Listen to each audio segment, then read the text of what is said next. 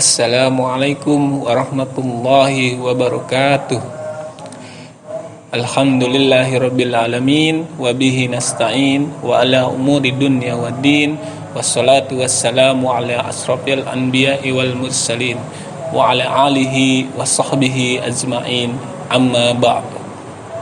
Alhamdulillah, kita telah sampai pada pertengahan Ramadan, di mana puji dan syukur harus kita panjatkan kehadirat Allah ilahi Rabbi, karena sampai pada pertengahan Ramadan ini adalah pencapaian nikmat yang luar biasa, di mana tidak semua orang bisa sampai kepada pertengahan Ramadan. Ada yang gugur di awal Ramadan, kemudian ada juga yang tidak sampai kepada pertengahan Ramadan. Salawat dan salam mari senantiasa kita curah limpahkan kepada baginda Muhammad sallallahu alaihi wasallam, karena berkat apa yang beliau sampaikan kita bisa menikmati nikmatnya bulan Ramadan, menjalankan ibadah yang Allah perintahkan.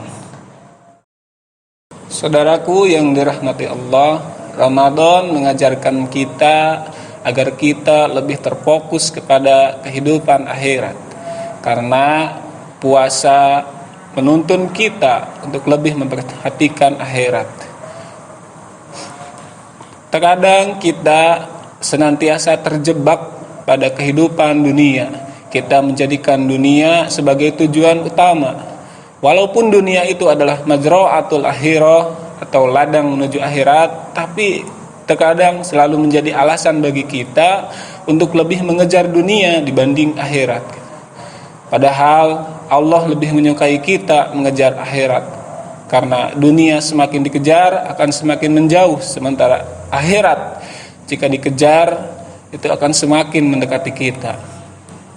Saudaraku yang dirahmati Allah, obsesi terhadap dunia haruslah kita hilangkan, karena Allah senantiasa memberi kesempatan kepada kita agar kita tidak mengejar-ngejar dunia. Lihatlah contoh di sekitar kita, banyak orang-orang yang diberikan kesempatan untuk memperbaiki hidupnya dan juga memperbaiki sekelilingnya, tapi karena terjerumus dengan obsesi kepada dunia, dia melalaikan apa kesempatan yang Allah berikan. Baru-baru ini kita melihat ada orang yang diberi amanah oleh Allah untuk memperbaiki masyarakat melalui jabatannya, tapi yang ada hanyalah mereka malah pamer kekayaan, membeli bermacam-macam tas yang harganya ratusan juta, atau memamerkan jam yang harganya ratusan juta. Nah, apakah kemudian jam atau tas itu akan dibawa ke akhirat? Ternyata tidak. Itu hanyalah obsesi yang membutakan kita, melupakan kehidupan akhirat. Atau ada juga orang yang Allah berikan kesempatan melalui ilmu yang dimilikinya, yang seharusnya ilmu itu menjadi pelita, menjadi cahaya bagi orang-orang di sekitarnya, tapi kemudian ilmu itu malah dipakai untuk obsesi dunianya dengan cara menjauhkan umat dari ajaran Islam yang sesungguhnya. Mereka mengatakan bahwa Islam sudah tidak sesuai dengan kondisi zaman saat ini. Mereka malah menjauhkan Islam dari syariat Islam. Mereka menjadikan orang-orang memusuhi Islam, menjauhi Islam. Maka sudah selayaknya obsesi terhadap dunia kita jauhkan, kita buang jauh-jauh dari kehidupan kita, dan kita ganti dengan obsesi kita menuju akhirat.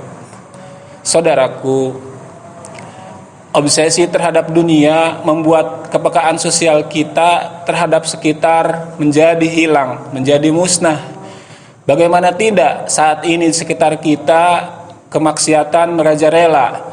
Ada LGBT yang semakin mendekati sekitar kita, mendekati anak-anak kita. Bahkan ada juga kenakalan remaja yang kian hari kian parah. Anak-anak lebih senang dengan budaya tawuran, lebih senang dengan kekerasan, Belum lagi dengan suguhan-suguhan tontonan yang tidak selayaknya ditonton oleh anak-anak.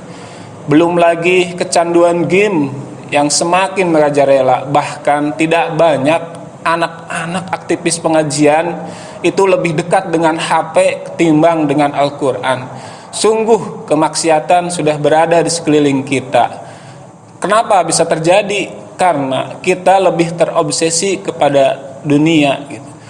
Oleh karenanya, obsesi itu harus kita buang jauh-jauh. Saudaraku yang dirahmati Allah, Ramadan mengajarkan kita tentang kebersamaan, di mana tiap malam kita beribadah bersama-sama, tarawih bersama-sama.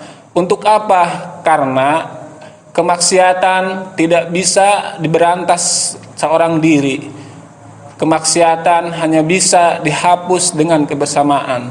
Pun dengan hikmah Ramadan ini, sudah selayaknya kita bersama-sama memerangi kemaksiatan yang terjadi di sekitar kita bersama-sama. Negara ini rusak bukan karena satu orang, dua orang, tetapi sudah rusak secara tersistematis. Oleh karenanya diperlukan kebersamaan untuk menghapus kemaksiatan tersebut. Ramadan mengajarkan kita untuk bersama-sama berdakwah memerangi kemaksiatan.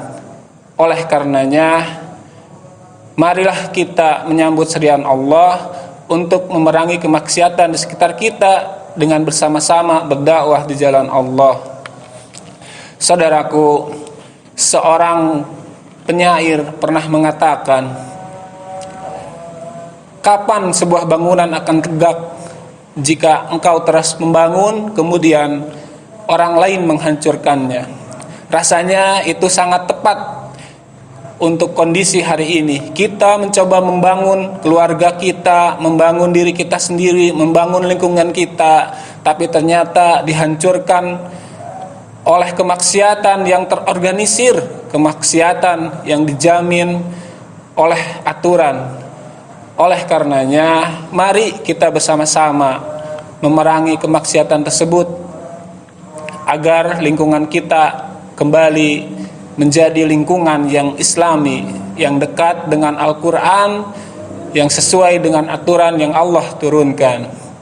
Saudaraku, seruan untuk memerangi kemaksiatan tentu adalah bagian dari perintah Nabi Shallallahu Alaihi Wasallam.